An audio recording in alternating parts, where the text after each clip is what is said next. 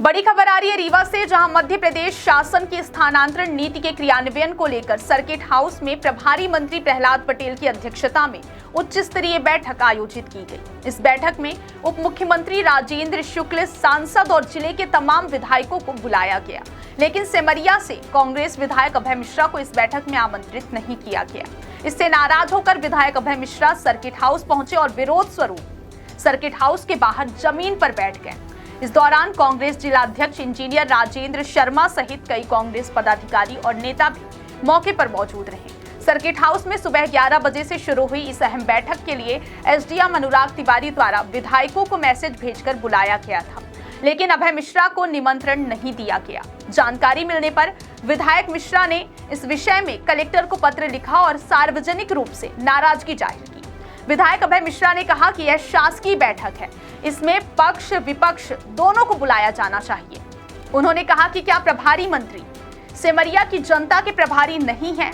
अब यह मुद्दा राजनीतिक तूल पकड़ता हुआ नजर आ रहा है। क्या यह प्रशासनिक चूक थी या जानबूझकर किया गया बहिष्कार? यह बड़ा सवाल है। विपक्ष का आरोप है कि लोकतांत्रिक परंपराओं को दरकिनार किया जा रहा है। आइए सुनते हैं विधायक अभय मिश्रा को उनका क्या कुछ कहना है। राजनिवास में बाहर बैठे थे, क्या है मामला?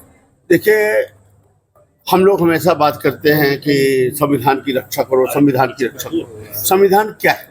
संविधान ये ने ही अधिकार दिया कि किसी गरीब के साथ अत्याचार हो तो उसे पुलिस थाने जाने का अधिकार।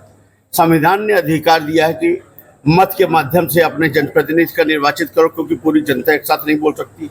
वो एक जनप्रतिनिधि सरकार में हिस्सेदार होगा, उसी में व्यवस्था है कि एक पक्ष होगा, वो विपक्ष होगा। शासकीय कार्यक्रमों में पक्ष और विपक्ष दोनों का सम्मिलन है। ये जरूरी नहीं को हमारी बात माने, अगर उनका बहुमत है तो हमारी बात को काट सकते हैं, लेकिन संविधान को हनन नहीं कर सकते कि हम अपनी मनमर्जी चलाएं। जो जैसे फाउल खेलना टेबल के नीचे चलेगा, ओपन फाउल नहीं चाहिए।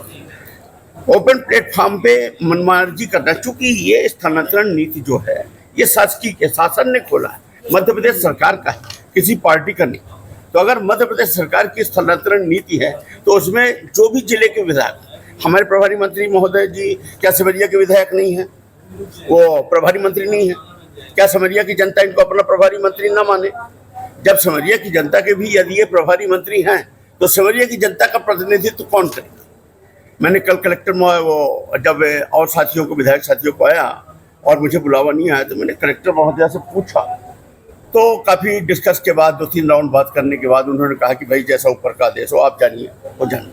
मतलब उनका एक तरह से सीधा तो नहीं पड़ा, प्रत्यक्ष रूप से ये कहना था कि इसमें मेरी कोई भूमिका नहीं है और जैसा कि ऊपर से निर्देश है वैसा मैं कर रहा हूँ। अभी हम आए इसी के लिए।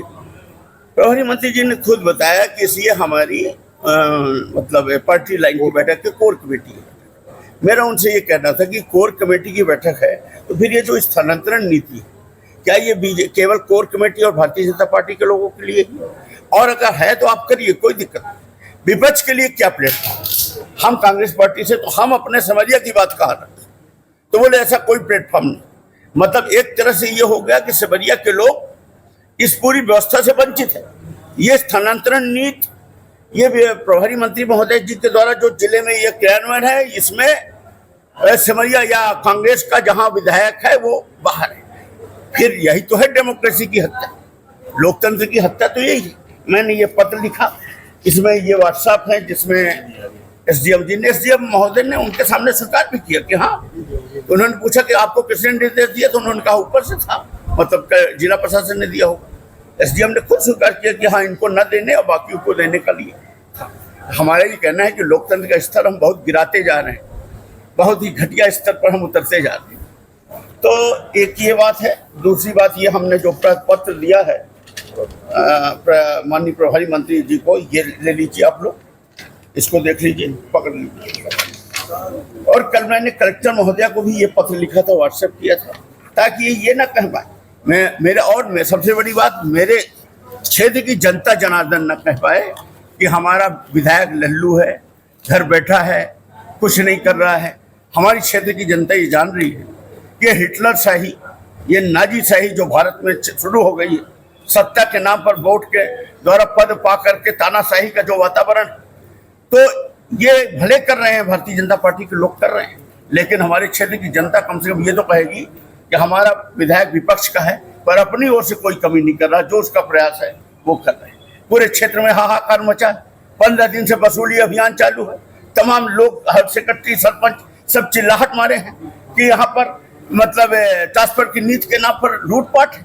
अरे हम बैठक में बैठते तो हम कम से कम स्पष्ट रखते, कहाँ बदले, कहाँ जाति के नाम पर ट्रांसफर हो रहे, कहाँ वोट के बदनाम पर ट्रांसफर किए जा रहे हैं, कहाँ लेन देन के नाम पर ट्रांसफर किए जा रहे हैं। प्रभारी मंत्री महोदय थोड़े जाने, और सेवरिया, कम से कम सेवरिया विधानसभा क्षेत्र का तो मैं उनको वस्तुस्थिति बता सकता हूँ। मैं प्लेटफॉर्म में बैठता तो मैं बताता। और चलो आप अपना दल का अलग कर लो, कांग्रेस पार्टी या अन्य दल का कब लेना है?